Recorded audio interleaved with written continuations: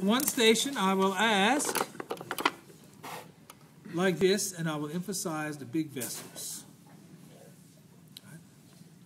The second station I'll probably open it up, and emphasize the coronary vasculature. And the third station I'll open up like this and emphasize the internal parts, right? So let's go through them station by station, right? The first station I'm likely to ask the big vessels. So you have to become familiar with those big vessels. For example, this is the right brachiocephalic vein. This is the left brachiocephalic vein. Where they unite, this is called the superior vena cava. This is the aortic arch. This is the brachiocephalic artery. This is the left common carotid artery. This is the left subclavian artery. And down here would be the descending or abdominal aorta. This is the pulmonary trunk. This is the left pulmonary artery. This is the right pulmonary artery.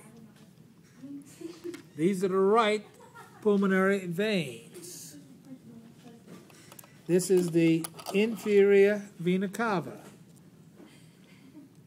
This is the left pulmonary veins. All right, first station. Second station will be coronary vasculature. So we kind of open this up like this so we can see that. Right? Here's the right coronary artery. This is the right marginal artery, right marginal vein.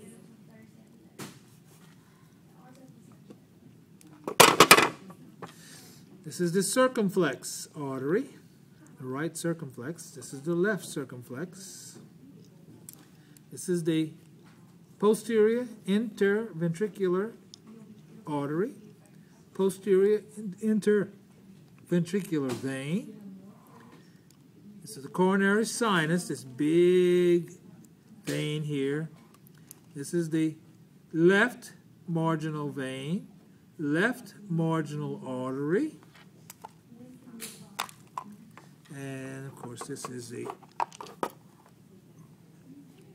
left coronary artery, also known as the widowmaker, right? And this is the, well, this one here is the anterior interventricular artery. And this vein here is called the great vein of the heart. Great vein of the heart, right?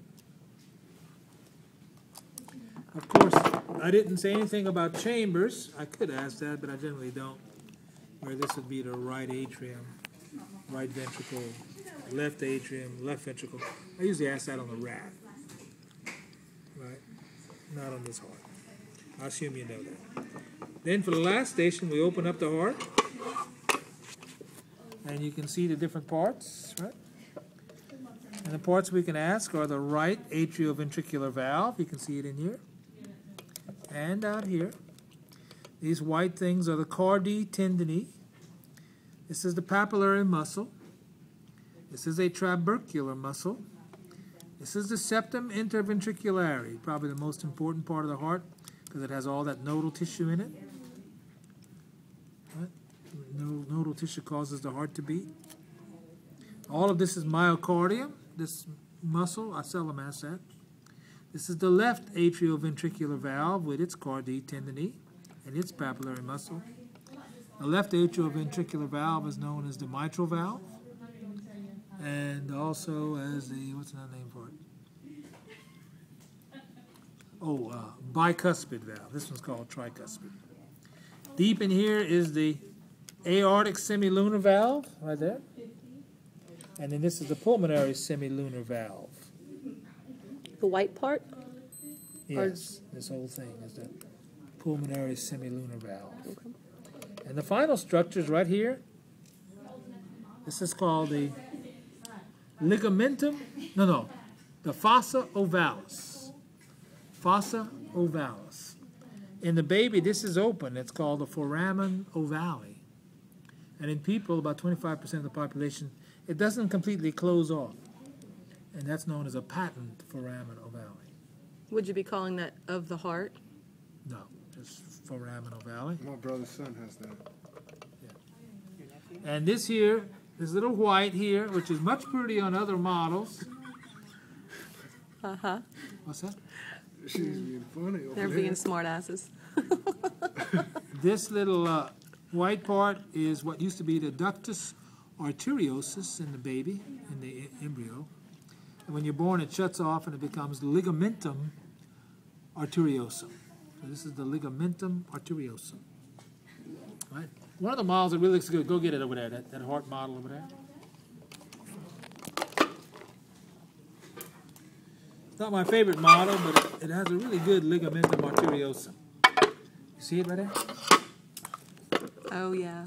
Ligamentum arteriosum. There's a separation. Yeah, you can see it pretty. It's scar tissue. It's very nice. You see it? Scar tissue from what? From what was the ductus arteriosus. Before you're born,